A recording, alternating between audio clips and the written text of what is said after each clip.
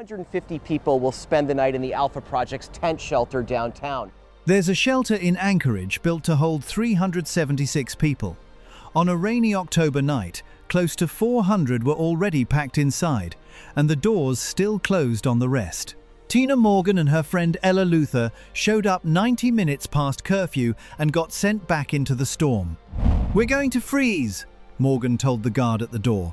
However, the number that should actually scare you isn't 376 or 400 or the 90 minutes. It's that nights like this don't need freezing temperatures to kill someone. This video is trying to answer one specific question. People don't wind up on the street living in a tent. Can 300 people, soaked to the skin with nowhere dry to lie down, make it to sunrise? Not in a blizzard, not at 10 below, just rain for hours on skin that never gets a chance to dry. There's no dry towel waiting for these 300, no closet of spare clothes, no radiator to stand next to. That's the version of this that happens somewhere in America almost every week. And it's the version nobody films. There's a specific reason it keeps happening too, buried in the rulebook cities used to decide when to even open the door. We'll get to that. Start at the door, because that's where the math breaks first every time.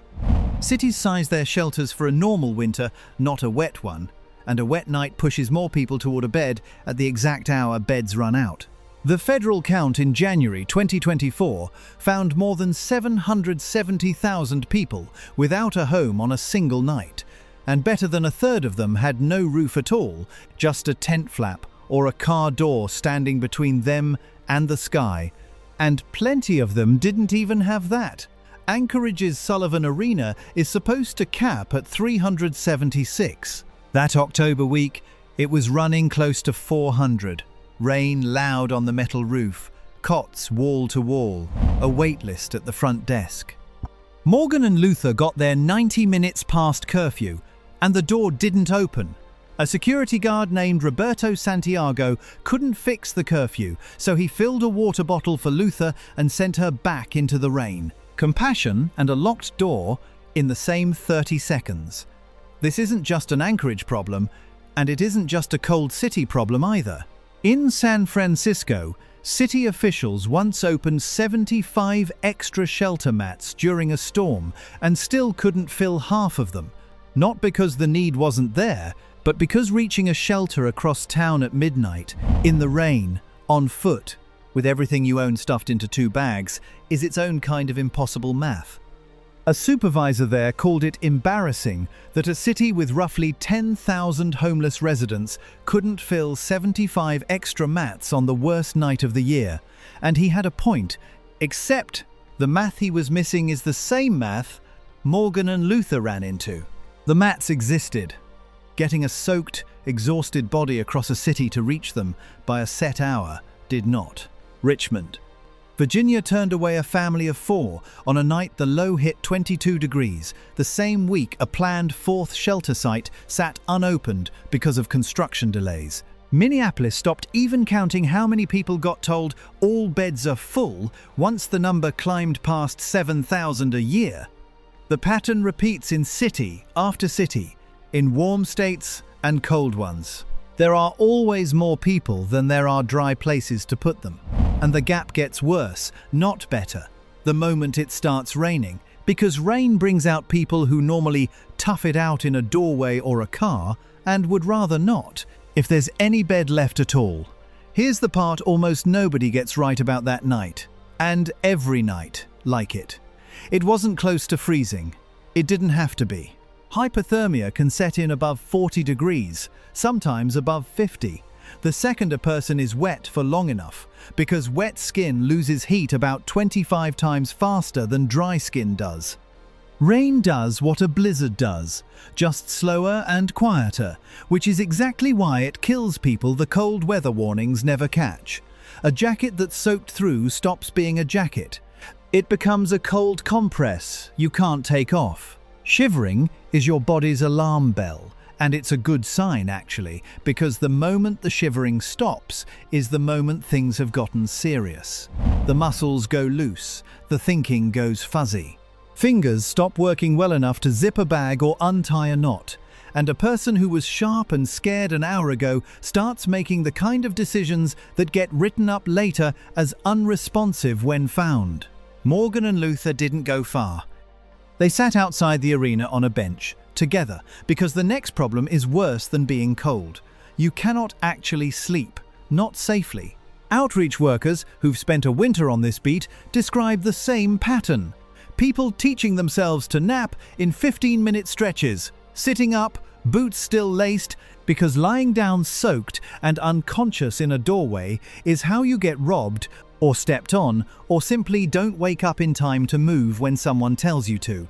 Still no dry towel, still no radiator, just 15-minute naps and boots kept on. So the body that needs rest to fight off the cold spends the whole night fighting sleep instead. 2 nights of that, and judgment starts to slip. And a person will make a call they'd never make sober, and rested. Some nights, it's the inside of a bus shelter with the wind cutting straight through it anyway. The exhaustion doesn't look dramatic from the outside.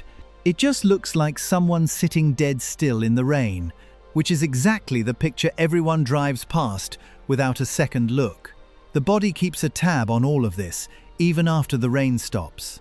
Feet that stay wet and cold for hours start to swell and blister, a condition military doctors used to call trench foot back when soldiers lived in flooded ditches, and it shows up on the street for the same reason it showed up in the trenches. Skin was never built to stay soaked for that long. Boots don't dry out overnight either, not without a heater or a dryer, so the same wet socks go back on the next morning and the morning after that, and the skin underneath never gets the chance to recover. Add in that a growing share of people sleeping outside are older now, well past 50, bodies that don't regulate temperature the way a 20-year-old's does, and a single wet night stops being an inconvenience and starts being a real medical event. A cough that would clear up in 3 days on dry sheets turns into a chest infection that lingers for a month. Immune systems already worn down by poor nutrition and chronic stress don't fight off much of anything quickly. None of it makes headlines on its own. It just adds up, week after wet week, until it does. There's a version of this that never makes it into any report, and it's the quiet one. The one Morgan and Luther were already living on that bench outside the arena. Sleeping in public means sleeping watched. Headlights sweep across a doorway every few minutes. A stranger's footsteps slow down and then don't, and you lie there, deciding whether that matters. There's no door to lock, no wall at your back that you fully trust, so the body stays half awake even once it's finally still.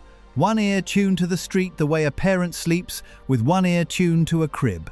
Add the rain drumming on cardboard, or on a tarp, or on nothing at all, and the noise alone is enough to keep pulling a person back up out of whatever thin sleep they managed. There's a dignity cost too, one that's harder to put a number on than a thermometer reading. Getting soaked in front of people walking to work. Asking a gas station clerk to use the bathroom and getting told no. Carrying wet cardboard for 6 blocks because it's still better than the bare ground. None of that shows up in any point in time count. It just wears a person down, a little more, every single night it happens. By 3 in the morning, the rain hadn't let up, and the last option, the awning, the parking garage, the church steps, comes with its own catch. Cities that build emergency shelter also send someone to clear the doorways those shelters can't absorb. A count in Hennepin County, Minnesota, found more than 7,000 instances in a single year of people being told at the door that there was simply nowhere left. So people default to whatever's covered and close, and covered and close is usually private property. A flashlight in the face at 3 a.m. and a request to move along isn't cruelty exactly. It's a city solving one problem. The parking garage staying dry, by making someone else's problem worse. Backpack straps cutting into wet shoulders as they pick everything back up to go find another doorway. Once in a while, someone on that same bench has a dry sweatshirt to spare and hands it over without being asked. It isn't much. Some nights, it's the only warm thing that happens. This is the rule book detail we promised earlier. Most cities only trigger emergency cold weather shelter, extra beds, extended hours, warming vans. Once the forecast hits a specific number, 32 degrees in some places, sometimes 2 nights of it in a row. One California city's policy for years needed the temperature to hit freezing before extra beds opened, even with a heavy rainstorm already forecast for that same night. The whole safety net is built around a thermometer, and hypothermia doesn't wait for the thermometer. It kills at 46 degrees in the rain just as easily as it kills at 28 in the snow. And the coroner's report reads the same. Either way, temperature dropped, body couldn't recover, found alone. Close to 700 people experiencing homelessness die of hypothermia every year in the United States. Still damp at 6 in the morning, toes gone numb, breath ragged, and a good share of those deaths happen on nights that never once dipped below freezing. The rain got them. The rulebook didn't notice, because the rulebook was never built to. Morgan and Luther made it through that night. They sat on the bench until the rain thinned out, then found a spot under an awning 2 blocks down and waited for daylight, the same way roughly 300 other people in that same city did that same week. They didn't get rescued, and the story never made the news. No dry towel found them either. Not that night. They just got wet, stayed awake, and lasted, which on a night like that counts as winning. So the next time a storm rolls through your city, somewhere close by, someone is doing exactly what Tina Morgan did. Standing outside a locked door, doing math on how many hours until sunrise, hoping the rain lets up before the shivering stops. The shelters aren't lying when they say they're full. The weather rules aren't lying when they say it isn't cold enough to act. Both of those things are true, and 300 people still end up outside anyway, soaked, awake, and counting the minutes until it's light enough to move again. So here's the real question worth sitting with, the one the thermometer can't answer for anyone. If the system only responds to a number on a thermometer, what number are we willing to let slip through instead?